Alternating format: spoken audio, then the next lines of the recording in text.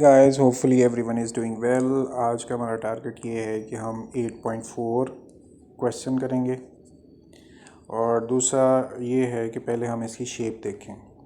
यहाँ पर जो मेन चीज़ें वही हैं, बैलेंस होता है, इशू होता है और रसीट्स होती हैं।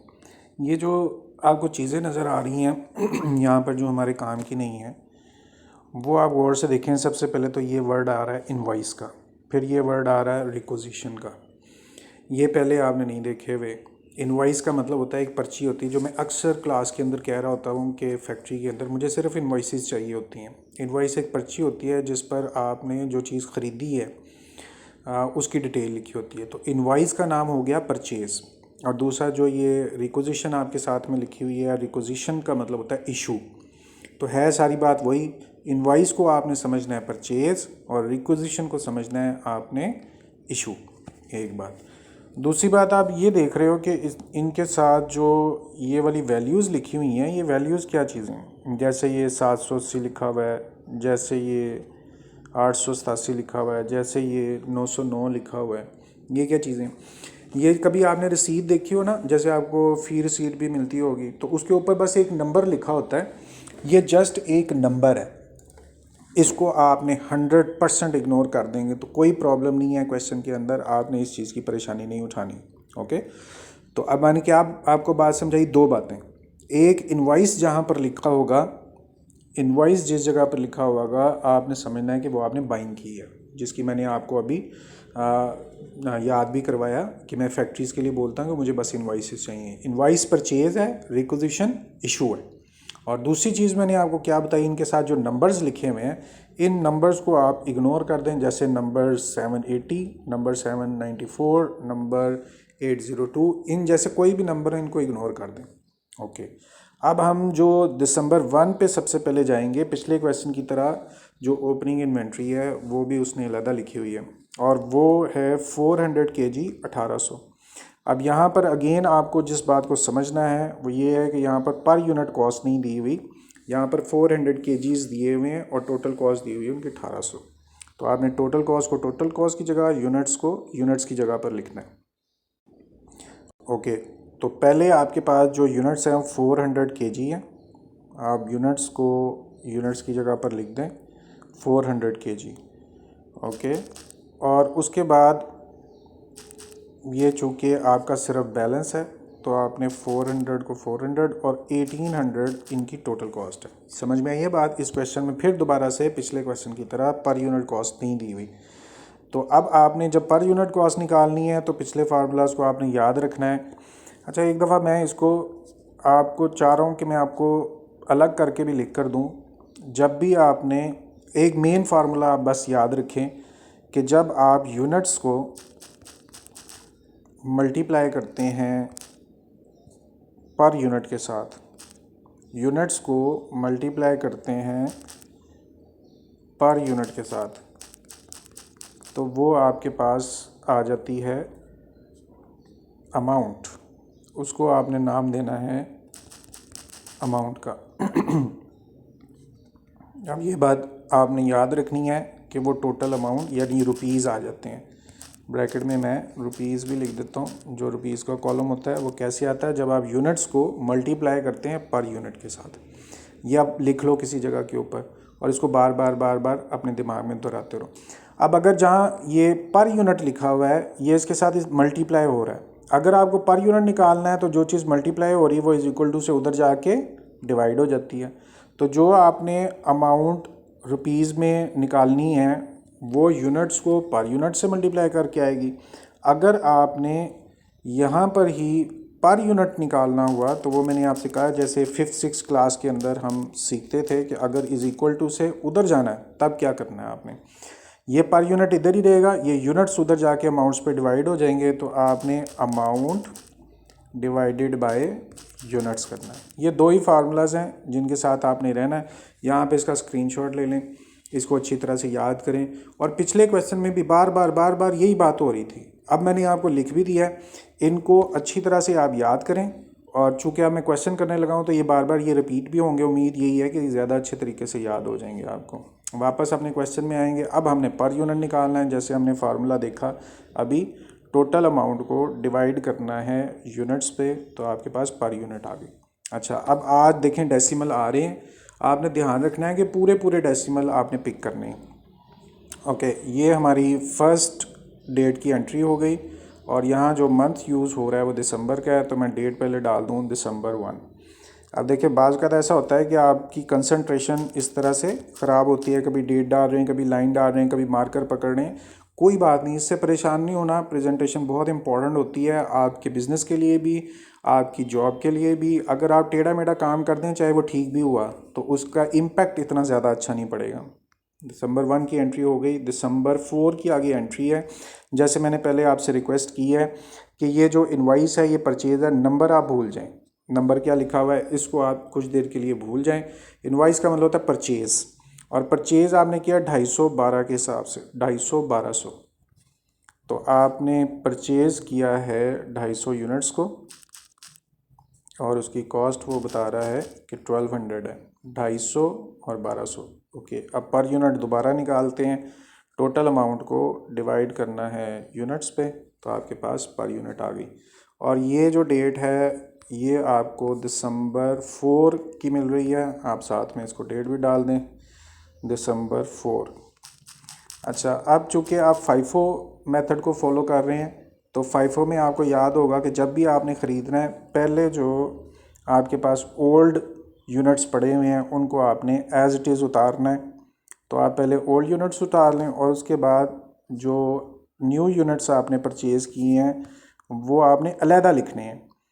तो न्यू यूनिट्स को हमने अलहदा लिख दिया। इस तरह आपके पास 405 के हिसाब से और 250 4.8 के हिसाब से आ गए। अब दिसंबर 10 को अगेन मैंने आपसे बोला है कि आपने इस नंबर को भूल जाएं, ये नंबर क्या चीज़ है, क्योंकि ये सिर्फ उस डायरी का, रसीट का, चेक का नंबर होगा। रिक्विजिशन का मतलब होता है इशू करना, तो आपने 200 यूनिट्स इशू किए हैं। इशू के कॉलम में आए, वहाँ पे पहले तो आप 200 या आपने इशू करने निशानी के तौर पे आपने लिख लिया। चूँकि आप फाइफो का मेथड यूज़ कर रहे हैं तो पहले आपने ऊपर वाले यूनिट्स उठाने हैं, और चूँकि ऊपर वाले यूनिट्स में से ही ये सारे यूनिट्स पूरे हो रहे हैं, वो रेट आपने इधर फॉलो कर दिया।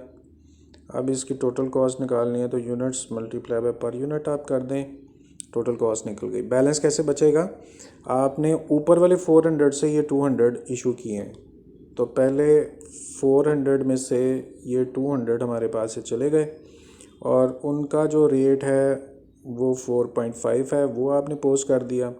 और नीचे वाले यूनिट तो यूज़ हुए ही नहीं, इनको आप एज इट इज़ नीचे लिख दें, वो चूँकि इस्तेमाल ही नहीं हुआ, ऊपर वाले 400 से ही सारी वैल्यूज़ कवर हो गई थी। अब इसकी टोटल कॉस्ट जो मिसिंग है वो भी आप निकाल दें, units multiply by per unit, तो यूँ आपके पास कॉस्ट आ गई। ये हमारी एंट्री कंप्लीट हुई है दिसंबर 4 के बाद। दिसंबर 10 थी, हम साथ में डेट डाल देते हैं दिसंबर 10 की। और नेक्स्ट एंट्री की तरफ अब चलते हैं। ये हमने 200 यूनिट इशू किए थे दिसंबर 10 को। दिसंबर 14 में इनवॉइस हुई थी, और मैंने अभी आपको बताया है कि नंबर हमारे किसी काम का नहीं है, नंबर को तो आप छोड़ दें। और नंबर के अलावा आप पढ़ेंगे तो इनवॉइस मैंने आपको बताया ख़रीदने को बोलते हैं। 300 और 1470 रिसीट साइड पे जाएं और वहाँ पर 300 और 1470 आप पोस्ट कर दें। ओके, 14,700, और फिर आपने इनकी पर यूनिट निकालनी है, तो total amount divided by units, ये आपके पास पर यूनिट निकल आई। ये चूँकि आपने रिसीव किया, और मैंने पहले भी आपको ये बात बताई है कि जब भी आपने रिसीव करना है, तो जो ऊपर पुराने यूनिट्स लिखे हुए हैं पहले आपने उनको एज इट इज़ नीचे उतारना है, और उसके बाद नए यूनिट्स जो आपने परचेज़ किए हैं वो आपने सबसे नीचे पोस्ट कर देने हैं। तो इस तरह से आपकी जब बैलेंस की एंट्री है कैसे कंप्लीट होगी, पुराने यूनिट्स पहले लिखने हैं, जो नए हैं उनके बाद लिख देने।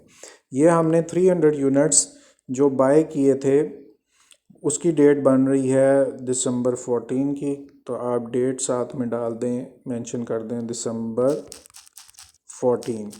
और दिसंबर 14 के बाद जो हम काम कर रहे हैं वो दिसंबर 18 है, साथ ही डेट भी मैं डाल दूं, वापस इधर आना पड़ता है, दिसंबर 18। और दिसंबर 18 को आपने क्या किया, रिक्विजिशन की है। रिक्विजिशन का मतलब इशू किया है 200 kg को। चले मैं बता ही देता हूँ आपको।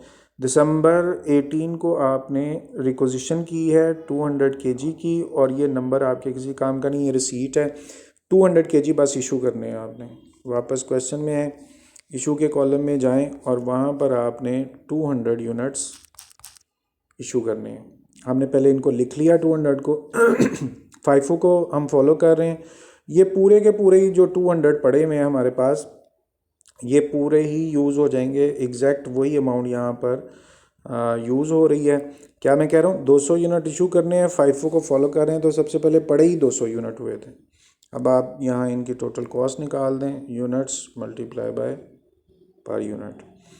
नेक्स्ट आपने काम करना है, बचे क्या, ये 200 पूरे का पूरा यूज़ हो गया और नीचे वाले यूज़ हुए ही नहीं, तो इन ये चूँकि यूज़ हुए नहीं तो अभी भी ये वैसे ही गो डाउन के अंदर पड़े होंगे। इनको आप बैलेंस में वैल्यूज़ को लिख दें। ये हमारी डेट होगी दिसंबर 18। अब आप चलें दिसंबर 20 को। दिसंबर 20 को दोबारा आपने फिर इशू किए हैं, और ये वाला नंबर हमारे काम का नहीं है, ये सिर्फ रसीद का नंबर है। 350 यूनिट इशू किए। क्वेश्चन में आए, वहाँ पर 350 यूनिट्स आप पहले मेंशन कर दें कि आपने इशू करने हैं। अब 350 इशू करने के लिए आपके पास ऑप्शंस क्या हैं। एक, सबसे पहले चूँकि फाइफो फॉलो कर रहे हैं तो आपने 250 वाले यूनिट्स को पहले उठाना है, लेकिन चूँकि आपको 250 यूनिट्स काफ़ी नहीं है, आपको मज़ीद भी वर्किंग करनी पड़ेगी। आपने 350 यूनिट इशू करने थे, उनमें से आपने 250 यूनिट इशू कर दिए। अब 100 अभी भी बाकी हैं, तो चूँकि ये 250 पूरे यूज़ हो गए, अगले 100 आप 300 वालों में से इशू करेंगे, और उनकी जो पर यूनिट कॉस्ट है वो 4.9 आ रही है, वो पोस्ट कर दें। अब साथ में इनकी आप टोटल कॉस्ट निकाल लें। यूनिट्स को मल्टीप्लाई करना है पर यूनिट के साथ, और फिर यूनिट्स को मल्टीप्लाई करना है पर यूनिट के साथ। अच्छा जी, ये इशू किए तो अब बचा क्या, ये पूरे 250 के 250 आपने यहाँ इशू कर दिए थे। इस 300 में से आपने 100 यूज़ किए हैं, तो 300 में से 100 आपके यूज़ हो गए और बाकी आपके पास 200 रह गया। और उसकी जो प्राइस है, ये चूँकि 300 में से 100 यूज़ हुआ है, तो आपने अब इनकी जो पर यूनिट कॉस्ट है वो 300 वाली उतार के लिख दी। यानी इस 300 में से अगर 100 चले भी गए तो जो बाकी आपके पास बचे होंगे वो भी 300 यानी 4.9 वाले हिसाब से आपके पास पड़े होंगे। टोटल कॉस्ट कैसे निकालेंगे, यूनिट्स को मल्टीप्लाई करना है पर यूनिट के साथ। अच्छा जी, ये हमारी कंप्लीशन हुई है दिसंबर 18 के बाद थी दिसंबर 20। साथ में आप डेट मेंशन कर दें, दिसंबर 20, 18 के बाद 20 थी। अब 20 के बाद आगे चलते हैं, आगे 24 है, और 24 में फिर ये इनवाइस का नंबर हमारे किसी काम का नहीं है। आपने ख़रीदा है, इनवाइस का मतलब होता है परचेज़ करना, 200,000 वाले। तो आप बाइंग में जाएं, यहाँ पर लिख दें कि 200 यूनिट्स आए हैं और उनकी प्राइस है 1000। अगेन पर यूनिट मिस है, तो आप टोटल अमाउंट को डिवाइड कर दें पर यूनिट पर। इस तरह से आपके पास दिसंबर 24 डेट साथ में हम मेंशन कर देते हैं। और चूँकि ये नए ख़रीदे हैं, जब भी ख़रीदना है पहले पुराने यूनिट्स को आपने एज इट इज़ उतारना है। ये पहले 200 यूनिट्स आपके पुराने वाले, वही सेम वैल्यू जो ऊपर बैलेंस में लिखी हैं वो उतारें, और फिर नए यूनिट्स आपके पास आए हैं 200 उनको आप वैल्यूज़ को नीचे उतारें। अब आपके पास दो 200 हैं, एक 4.9 और एक 5। ये एंट्री आपने की है दिसंबर 24 की। अब दिसंबर 24 के बाद जो एंट्री है वो दिसंबर 31 की है। ये नंबर हमारे किसी काम का नहीं है। रिक्विजिशन का मतलब होता है इशू करना, तो 220 यूनिट्स आपने इशू करने हैं। इशू के कॉलम में आएँ और वहाँ पर आप 220 यूनिट्स इशू करने हैं। ऑप्शंस आपके पास दो हैं, 200 और 200। फाइफो फॉलो कर रहे हैं तो पहले आपने फाइफो की वजह से पहले यूनिट्स को उठाना है जो कि 204.9 वाले हैं। आपने इनको यूज़ किया, और अब आप देखें कि 220 यूनिट आपने इशू करने थे, उनमें से सिर्फ 200 यूनिट आपने इशू किए, तो 20 अभी भी बकाया हैं। 200 ये पूरे पूरे इशू हो गए। जो बकाया 20 हैं वो 5 वाले यूज़ होंगे। अब इनकी साथ में आप टोटल अमाउंट कैलकुलेट कर लें, units multiply by per unit, और इसी तरह से units multiply by per unit करके कॉस्ट निकल आई। अब बैलेंस देखें क्या बचा। ये जो 200 है वो पूरे 200 ये हमने उठाए थे, और इन 200 में से 20 आपने यूज़ किए हैं। तो 200 में से अगर, यानी आपने क्या किया, ये वाले 200 में से ये वाले 20 आपने यूज़ कर लिए, तो बाकी आपके पास 180 बचे। कौन से? 5 वाले। तो आप वो रेट यहाँ पे लिख दें, और उसके बाद इनकी टोटल कॉस्ट निकालनी है, तो units multiply by per unit आप इधर लिख दें।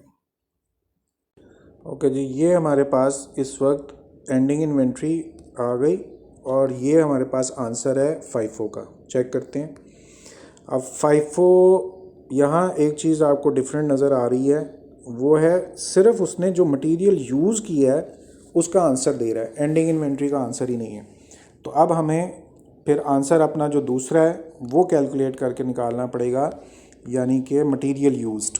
और आपको ये बात पता है कि मटेरियल यूज्ड का आंसर हमने कैसे निकालना है। जो आपके इशू के रुपीज़ का कॉलम है इसको आप टोटल कर दें तो आपके पास आंसर निकल आएगा। अच्छा, मैं चाहूँ तो मैं इसको एक ही फार्मूला लगाऊंगा और ये सारा टोटल हो जाएगा, लेकिन चूंकि आप कैलकुलेटर पे कर रहे हैं तो इसलिए आपकी वजह से मुझे भी वैसे ही करना पड़ा। सबसे पहले 900 plus 900 plus 1200 plus 490 plus 980 plus 100 हो गया कंप्लीट।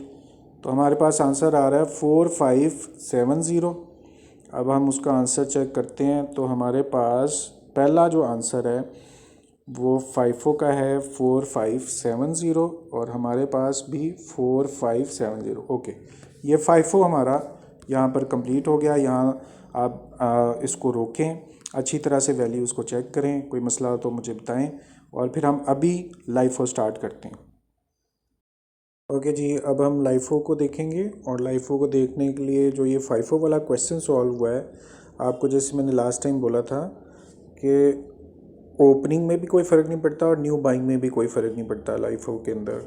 तो आप सिर्फ उसके बाद वाली एंट्रीज़ वो हमारे काम की नहीं है, हम उन एंट्रीज़ को कवर अप कर देते हैं, ख़त्म कर देते हैं। ओके, और फिर उसके बाद हमने जिस डेट से काम स्टार्ट करना है दैट इज़ December 10। तो December 10 को देखते हैं क्या हुआ। आपके पास रिक्विजिशन आई है, यानी कि आपने इशू किए हैं 200 kgs, और 200 kg जो इशू है यहाँ पर आ जाए, और 200 आपने इशू करने हैं। और मेथड का नाम अब चेंज हो गया है, मेथड वुड बी LIFO। और अब LIFO में सिर्फ ये फ़र्क पड़ेगा कि आपने जो लास्ट वाले यूनिट्स हैं उनको पिक करना है।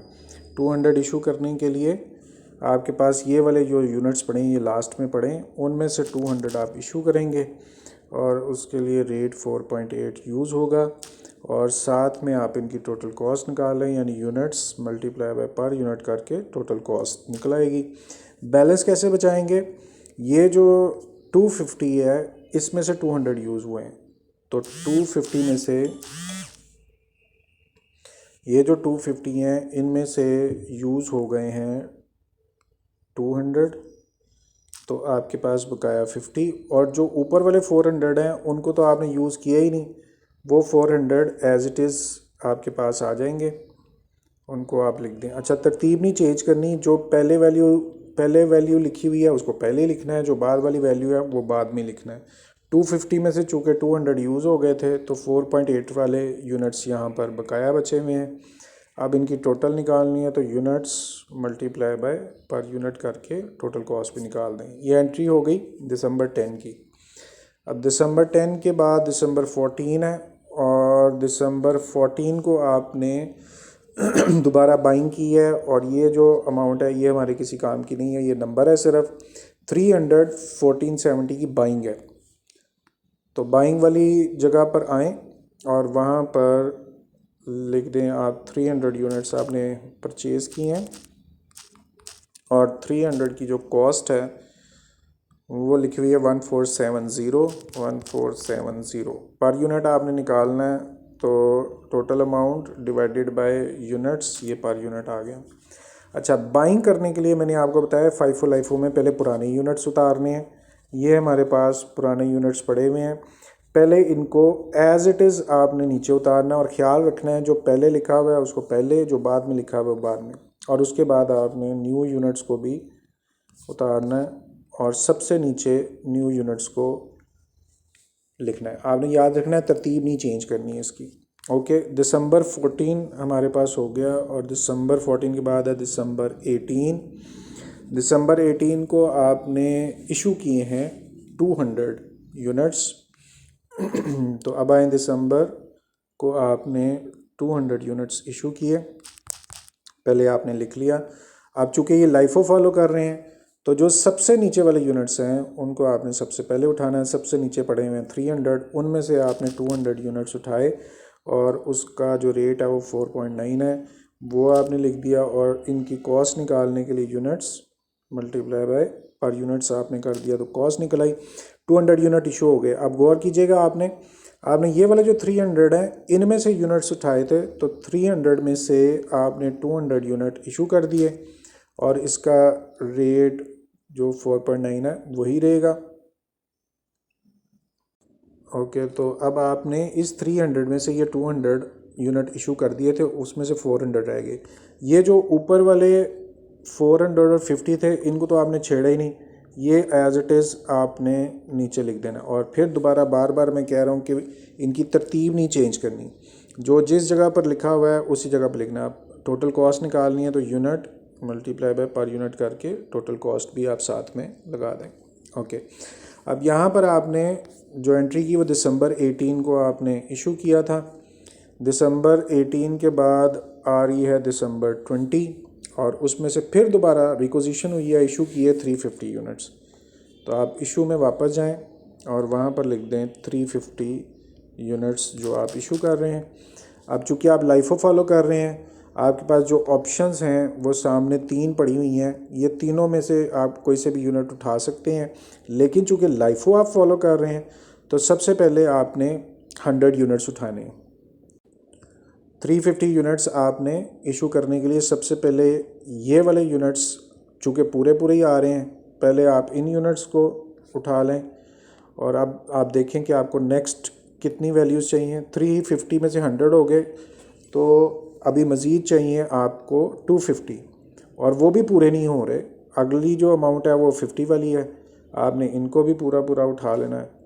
और 50 यूनिट यूज़ होने के बावजूद भी अभी भी यूनिट्स कम हैं। आपने टोटल यूनिट जो इशू करने थे वो 350 थे, उसमें से 100 भी इशू हो गए, उसमें से 50 भी इशू हो गए। अब आपके पास 200 और चाहिए यूनिट्स। ये 100 पूरे के पूरे यूज़ हो गए हुए हैं, ये 50 पूरे के पूरे यूज़ हो गए हैं। अब 200 जो आपने यूनिट लेने वो 400 वालों में से आप उठाएंगे और उनकी वैल्यू 4.5 आप यहाँ पे लिख दें। अब नेक्स्ट काम, पहले इस कॉलम को हम पूरा कर लें, unit multiply by per unit. फिर दोबारा से मैं बार बार बोलता रहूँगा ताकि आपको याद होता रहे, units multiply by per unit. फिर तीसरी मरतबा units multiply by per unit. जितनी दफ़ा आप ज़्यादा सुनेंगे उतनी दफ़ा आपको अच्छी तरह याद होगा और प्रैक्टिस अच्छी हो जाएगी। और जितनी दफ़ा आप भी बोल के लिखेंगे आपकी प्रैक्टिस अच्छी होगी। ओके, अब बैलेंस निकालने के लिए 100 पूरे के पूरे आपने यूज़ कर लिए थे ये वाले, और 50 आपने पूरे के पूरे यूज़ कर लिए थे ये वाले, और 400 में से 200 आपने यूज़ किए हैं। अब बैलेंस आपने लिखना है। आपने जो ये सिर्फ 400 वाले यूनिट थे इनमें से 200 यूज़ हुए हैं और इस 400 की जो कॉस्ट थी वो 4.5 थी, और प्लस अब आपने इसकी टोटल कॉस्ट निकालनी है तो units multiply by per unit करके टोटल कॉस्ट आपने निकाल ली। ये एंट्री आपकी कंप्लीट हुई दिसंबर 20 की। अब दिसंबर 20 के बाद देखते हैं क्या हो रहा है। 24 है और 24 में आपके पास, ये मैंने पहले ही बताया, जो इनवाइस का नंबर है ये आपके काम का नहीं है। आपने ख़रीदे हैं 200 यूनिट 1000 वाले, यहाँ पर ये लिखा हुआ है 200 यूनिट 1000 वाले। तो अब आप रिसीट साइड पे जाएं और वहाँ लिखें कि आपने 200 यूनिट्स परचेज़ किए हैं और उसकी कॉस्ट है 1000। पर यूनिट निकालने के लिए आपको टोटल डिवाइडेड बाय यूनिट्स, तो पर यूनिट भी आपके पास आ गया। अब फिर दोबारा से वही, चूँकि बाइंग है तो पहले पुराने यूनिट एज इट इज़ उतारने हैं आपने। पुराने यूनिट आपके पास एक ही लाइन के पड़े हुए थे, वो आप 200 यूनिट्स पहले उतारें और उनको ऊपर की साइड पे ही लिखना है। आपने तरतीब नहीं चेंज होनी, जो बाद में आए वो बाद में ही लिखने हैं। और दूसरे 200 जो नए वाले आपके पास आए हैं वो इनके नीचे आप लिख दें। ऐसे ही आपने कॉपी पे वैल्यू लिखनी है। अब आपके पास दो 200 हो गए, एक 4.5 वाले और एक 5 वाले। ओके, दिसंबर 24 के बाद आपकी जो एंट्री हो रही है वो दिसंबर 30 की है। इसमें फिर आपने इशू किए हैं और ये नंबर हमारे किसी काम का नहीं है। 220 यूनिट्स आपने इशू किए, इशू के कॉलम में आए और वहाँ पर आपने 220 यूनिट्स लिख दिए। अब इशू करने के लिए आपके पास ऑप्शंस हैं दो, और चूँकि आप लाइफो फॉलो कर रहे हैं तो आपने ये जो नीचे वाले यूनिट्स हैं इनको पहले उठाना है, और ये चूँकि पूरे पूरे उठ रहे हैं तो हम इनकी वैल्यू को एज इट इज़ भी उठा सकते हैं। 200 में से 220 आपने इशू करने थे, उनमें से नीचे वाले जो 200 हैं लास्ट इन फर्स्ट आउट वाले, लास्ट वाले यूनिट आप पहले उठा लें। अभी आपको टोटल यूनिट इशू करने थे 220, उनमें से 200 आपने इशू कर दिए, तो बकाया अभी भी 20 बचे हुए हैं। ये 200 पूरे के पूरे यूज़ हो गए, तो 4.5 वाले यूनिट्स आपके पास बचे हुए थे, उनमें से आपने 20 यूज़ कर लिए। अब इनकी टोटल कॉस्ट निकालनी है, तो units multiply by per unit करके टोटल कॉस्ट आप निकाल लें। ओके, अब आपने जो बैलेंस लिखना है उस पर अटेंशन आप दें। ओके, बैलेंस लिखने के लिए अब आप ये देखें कि ये जो 200 थे लाइफो के, ये पूरे पूरे यूज़ हो गए थे, और ऊपर वाले जो 200 थे उनमें से सिर्फ 20 यूज़ हुए, बाकी 180। और ऊपर वालों की जो कॉस्ट थी वो 4.5 थी। ओके, और फिर आप 4.5 थी। अब इनकी टोटल कॉस्ट आप निकाल लें, यानी कि units multiply by per unit, total cost भी आ गई आपके पास। अब आपने, चूँकि आपको पता है इसमें एंडिंग इन्वेंट्री का तो आंसर है नहीं, वो आ तो गई है लेकिन आपका कंफर्म होगा अगर मटेरियल यूज्ड आपने सही निकाला होगा तो। अब आप चलें यहाँ पर जो इशू का रुपीज़ है उसकी सारी अमाउंट्स को टोटल करना है। सबसे पहले 960, फिर 980, फिर 490, फिर 240, फिर 900, फिर 1000, फिर 90। इस तरह से आपके पास आ गया 4660। ओके, ये आपने क्या निकाला, ये एंडिंग इन्वेंट्री है। और दोबारा बता के मैं कर रहा हूँ कि ये इशू का जो रुपीज़ का कॉलम होता है उसको आपने टोटल करना होता है। चलें जी, अब हमारा टाइम हो गया इसका आंसर चेक करने का। ये हमने किया है लाइफो, यानी कि सेकंड आंसर आपके पास होगा। तो सेकंड आंसर आप देखें, आपके पास ये लाइफो का आंसर है 4660, और हमारा क्या है 4660। ओके जी, ये लाइफो भी कंप्लीट हो गया। अब आप इसको गौर से देखें, यहाँ स्टॉप कर दें, कोई मसला हो तो मेरे से डिस्कस भी कर सकते हैं आप। इसके बाद अभी हम एवरेज शुरू करते हैं। ऑलराइट गाइस, हमारा 5-4 लाइफो कंप्लीट हो गया है। अब 8.4 का हम स्टार्ट करते हैं एवरेज। और चूँकि एवरेज जो है वो डिफरेंट होता है लाइफो और फाइफो से, इसलिए हमें इनमें से कोई भी चीज़ रिक्वायर्ड नहीं है सिवाय पहली एंट्री जिसमें हमने बैलेंस लिया था, वो सबके लिए सेम होता है। और यहाँ पर कोई भी चीज़ रिक्वायर्ड नहीं है, इसलिए हम इन सब को क्लियर कर देते हैं। अब सिर्फ ये जो फर्स्ट एंट्री थी 400 यूनिट्स जो आपने बैलेंस के लिए रिसीव किए हुए थे, वो सबसे पहली एंट्री के अंदर ये जो 400 है, ये एंट्री चाहे फाइफो हो, लाइफो हो या एवरेज हो, सबके लिए सेम है। ओके, अब सबसे पहली एंट्री दिसंबर 4 को, जैसे मैं पहले से कहता आ रहा हूँ, दिसंबर 4 को आपने इनवॉइस ली है। नंबर हमारे काम का नहीं है, और इनवॉइस का मतलब है कि आपने बाय किया है 250 1200। तो अब बाय करने के लिए आप दिसंबर 4 को लिखेंगे 200 यूनिट्स, आप 250 1200 के हिसाब से 250 1200। अच्छा, यहाँ मैं आपको एक चीज़ शेयर करता हूँ। मैंने लिख दिया 200, हालांकि मैंने पढ़ा भी 250, देखा भी 250, लेकिन लिखा 200। लेकिन इसके बावजूद भी मैं फिर जाके दोबारा देखा है तो वो पकड़ा गया। फ़र्ज़ करें कि अब मेरे से ये 200 लिखा जाता है, यहाँ पे क्या होना था, ये पूरे का पूरा नीचे तक आंसर गलत हो जाना था, चाहे नीचे वाली सारी एंट्रीज ठीक होती, सिर्फ इस एक एंट्री की वजह से आंसर्स गलत हो जाने थे। ओके, अब हम पर यूनिट निकालेंगे, total amount divided by units, तो ये हमारे पास पर यूनिट भी आ गया। अब आपको ये याद होगा कि हमने जब बैलेंस लिखना है और वो एवरेज मेथड में लिखना है तो आपने बैलेंस को कैसे लिखना है। सबसे पहले पुराने यूनिट्स में प्लस करना है नए यूनिट्स को, और फिर पुरानी रुपीज़ यानी अमाउंट में प्लस करना है न्यू अमाउंट को। तो ये आपके पास बैलेंस लिखने का तरीका आ गया। और उसके बाद आपने पर यूनिट निकालना है, वो वही है total amount divided by number of unit, तो पर यूनिट भी आपके पास आ गया।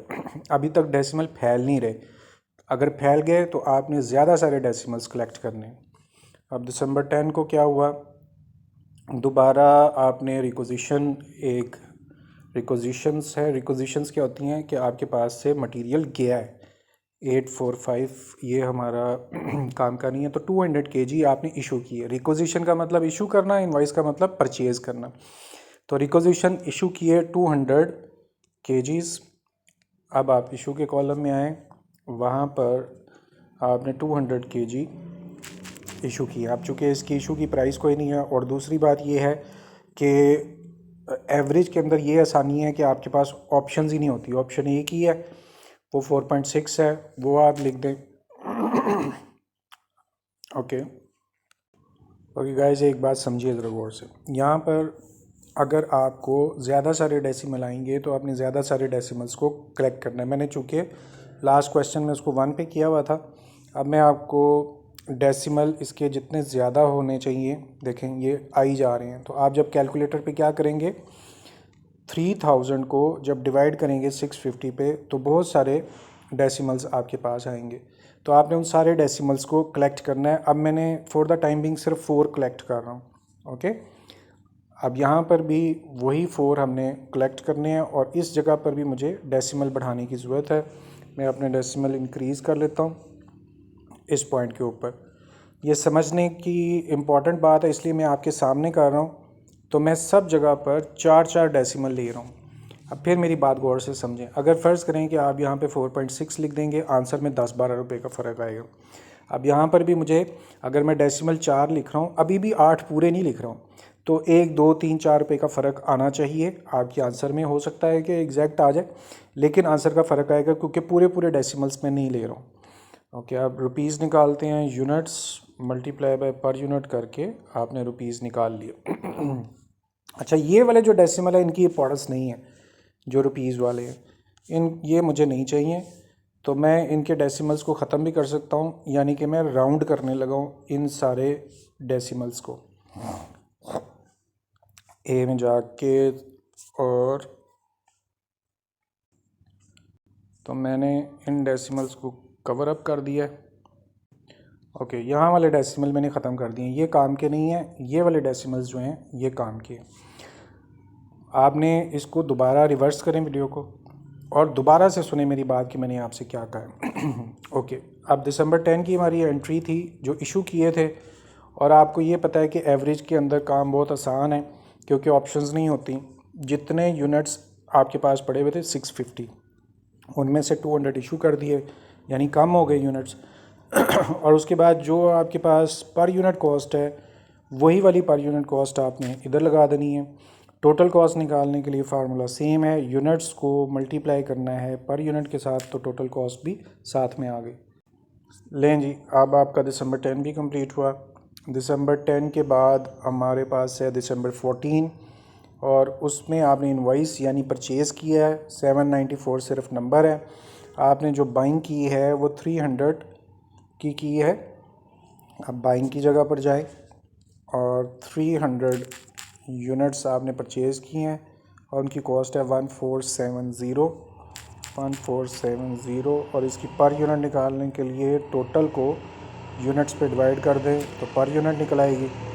ओके, अब आप इधर आके आपने फिर वही काम करना है कि चूँकि ये यूनिट्स नहीं आ रहे हैं, तो आपने पुराने यूनिट्स में प्लस कर देना है नए यूनिट्स को, तो यूनिट्स में यूनिट्स प्लस हो गए, और पुरानी अमाउंट में प्लस कर देना है न्यू अमाउंट को। तो ये अमाउंट में अमाउंट प्लस हो गई, यूनिट्स में यूनिट्स प्लस हो गए, और पर यूनिट निकालने के लिए टोटल को यूनिट्स पे डिवाइड कर दिया तो पर यूनिट आ गया। अच्छा ओके, अब हमारे पास ये डेट थी दिसंबर 14 की। तो दिसंबर 18 में क्या हुआ, क्या आपने रिक्विजिशन की है यानी कि इशू किया है यूनिट्स को दिसंबर 18 को। ये जो नंबर 863 है ये हमारे काम का नहीं है, तो 200 यूनिट्स हमने इशू किए हैं। इशू के कॉलम में जाएंगे और वहाँ पर 200 हम लिख देंगे वहाँ पर।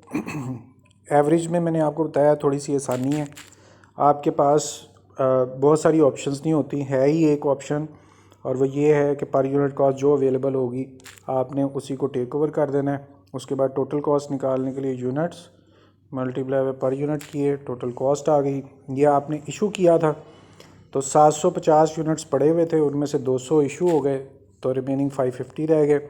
जो कॉस्ट है पर यूनिट, उसके लिए हमारे पास ऑप्शन एक ही पड़ी हुई है, वही ऊपर वाली पर यूनिट कॉस्ट इधर लिख देंगे। टोटल निकालने के लिए units multiply by per unit करेंगे, टोटल कॉस्ट भी हमारे पास आ गई। ओके, अब दिसंबर 18 के बाद दिसंबर 20 में क्या हुआ, दिसंबर 20 में रिक्विजिशन हुई है, दोबारा आपने इशू किए। ये 87 हमारा सिर्फ रिसीट का नंबर है। 350 आपने इशू किए। अब जहाँ इशू किए वहाँ पर आपने कुछ यूनिट्स 200 के बाद 350 और इशू करने।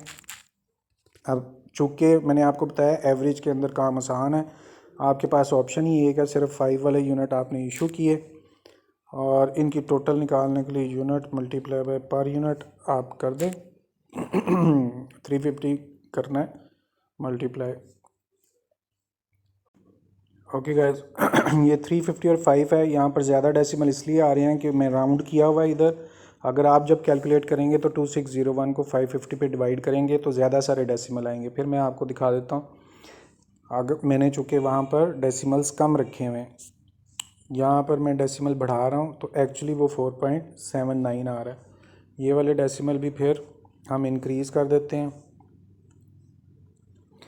अच्छा, चूँकि ये इलेक्ट्रॉनिक वे है कम या ज़्यादा करने का, तो आपने जब कॉपी पे करेंगे तो आपके पास डायरेक्ट यही वाली अमाउंट्स आ रही होंगी, राउंड ऑफ होके नहीं आ रही होंगी।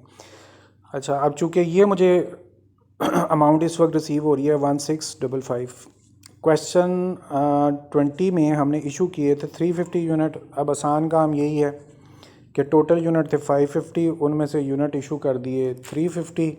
आपके पास वही कॉस्ट जो अवेलेबल है उसी कॉस्ट को आपने टेक ओवर करना है।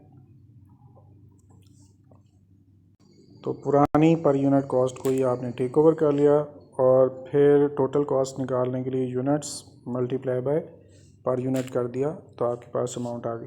अब मैं आपको फिर दोबारा से बता रहा हूँ, जब डेसिमल आने हैं तो फिर आपने पूरे डेसिमल्स लेने हैं। मैं इसको और खुला करके दिखा देता हूँ। ये जो डेसिमल आ रहे हैं ये पूरे लेंगे तो आपका आंसर एग्जैक्ट आएगा। अच्छा जी, अब ये वाले जो डेसिमल्स हैं इनमें तो आप कॉम्प्रोमाइज़ कर सकते हैं, मगर ये वाले डेसिमल्स में कॉम्प्रोमाइज़ आपने नहीं करना, रुपीज़ में वैसे ही रहने देना। ओके, दिसंबर 20 हो गया। दिसंबर 24 में आपने क्या किया, दोबारा से बाइंग की है। ये जो नंबर है ये हमारे काम का नहीं है, 200,000 वाली बाइंग है। तो हम बाइंग में जाते हैं, 200 यूनिट्स आपने परचेज़ किए और 1000 उनकी कॉस्ट है, 1000 लिख दें और पर यूनिट निकालने के लिए टोटल डिवाइडेड बाय यूनिट्स कर दें तो आपके पास पर यूनिट कॉस्ट आ जाएगी। अब एवरेज मेथड में आपने क्या करना है, पुराने यूनिट्स में प्लस करना है नए यूनिट्स को और पुराने रुपीज़ में, ये पुराने रुपीज़ में प्लस करना है नए रुपीज़ को। तो पुराने रुपीज़ पे नए रुपीज़ जमा हो गए, ये उनकी अमाउंट आ गई। और पर यूनिट निकालने के लिए आपने टोटल अमाउंट को डिवाइड करना है यूनिट्स पे। लेकिन ये पर यूनिट कॉस्ट भी आ गई। डेसिमल हमने 3 या 4 बस इस तरह से आप लेते जाइएगा। मैं फिर दोबारा बता रहा हूँ, इधर के डेसिमल्स की खैर है, ये अगर आप ना भी लगाएंगे तो कोई बात नहीं, मगर ये वाले डेसिमल्स का ख्याल रखना है आपने। 24 हो गया। अब 31 को आप चेक करेंगे तो आपको रिक्वेजिशन मिल रही है, यानी इशू। ये नंबर काम का नहीं है। इशू आपने की है 220 kg। तो इशू में आए और 220 kg यहाँ पर लिख दें। 220 के लिए आसान काम ये है कि आपके पास ऑप्शन एक ही है और वो ये अवेलेबल थी। इसको आप पर यूनिट कॉस्ट में डालें। टोटल कॉस्ट निकालने के लिए units multiply by per unit लिख दें।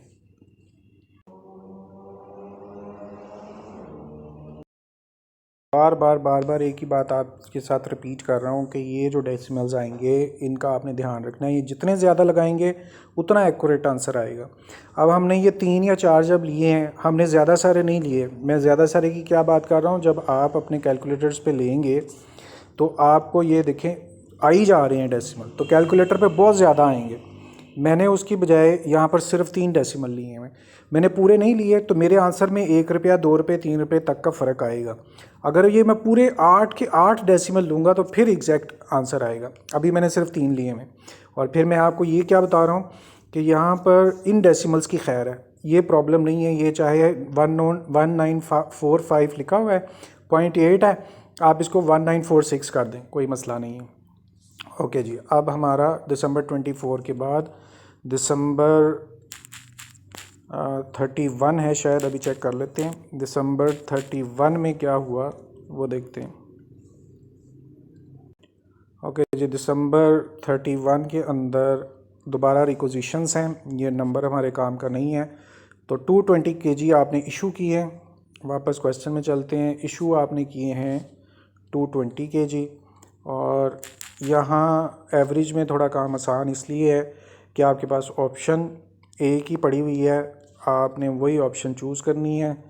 एक ही तरह के यूनिट पड़े हुए हैं, उन्हीं की पर यूनिट कॉस्ट आपने यहाँ लगाई। टोटल कॉस्ट निकालने के लिए units multiply by per unit लगाए,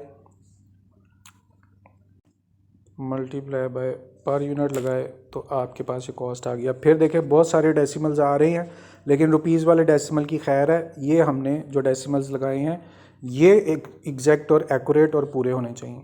अब ये चूँकि आपने इशू किया था, इशू करने के लिए 400 यूनिट्स थे और उनमें 220 इशू हो गए, बाकी आपके पास 180 रह गए। और जो कॉस्ट है पर यूनिट उसमें कोई परेशानी नहीं, एक ही ऑप्शन है, वही कॉस्ट आप यहाँ लगा देंगे। टोटल निकालने के लिए units multiply by per unit करके टोटल कॉस्ट भी आपके पास आ गई। ओके। अब चूँकि मैंने आपको बताया इस आंसर में एंडिंग इन्वेंट्री तो रिक्वायर्ड है नहीं, तो आपने जो निकालनी है वो मटेरियल यूज़ निकालना है और उसके लिए आसान तरीका यही है कि इशू के रुपीज़ का टोटल करना है। इशू के रुपीज़ में सबसे पहले 923 है, उसमें प्लस करेंगे 946, प्लस करेंगे 1655, प्लस करेंगे 1070। ओके। अब हम देखते हैं, यह 4594। अब मैंने आपको ये बात बताई थी कि अगर तो आप ये वाले ज़्यादा सारे डेसिमल लेंगे तो एग्जैक्ट आंसर, हमने 3 लिए तो 1-2 रुपये का फ़र्क आना है। पहले तो ये चेक करते हैं कि आंसर क्या है, फिर मैं आपको दोबारा इसकी डिटेल समझा देता हूँ। तो ये था एवरेज, और एवरेज थर्ड आंसर हमारे पास होना चाहिए। तो जो आंसर हमारे पास है एवरेज का वो है 4595, 4595, और हमारा आंसर जो है वो है 4594। तो अब मैंने आपसे कहा था 1-8 रुपये का फ़र्क होगा क्योंकि हमने यहाँ डेसिमल कम लिए हैं। इधर वाले डेसिमल की खैर है, ये वाले डेसिमल आपने जितने ज़्यादा लेंगे उतना एग्जैक्ट आंसर आएगा। लेकिन बहरहाल फिर भी अगर 1 रुपया 2 रुपये तक का फ़र्क है तो वो एक्सक्यूज़ड है, आपके मार्क्स नहीं कटेंगे उसकी वजह से। अगर 1 रुपये 2 रुपये तक का कोई फ़र्क है और आपने डेसिमल यहाँ पे 3 या 4 लिए हैं। ओके। होपफुली आपने ये अंडरस्टैंड कर लिया एवरेज मेथड भी। इस तरह से ये क्वेश्चन हमारा कंप्लीट हुआ 8.4, और 8.4 के हमने 5494 एवरेज मेथड कंप्लीट कर लिए। Thank you very much. If there is anything to ask, you are very open to do messages or to comment over here। आप मेरे से डायरेक्ट क्लास में भी बोल सकते हैं। अगर कोई और मसला हो तो डिस्कस कीजिएगा। अपना ख्याल रखिएगा। Thank you very much. अल्लाह हाफिज़।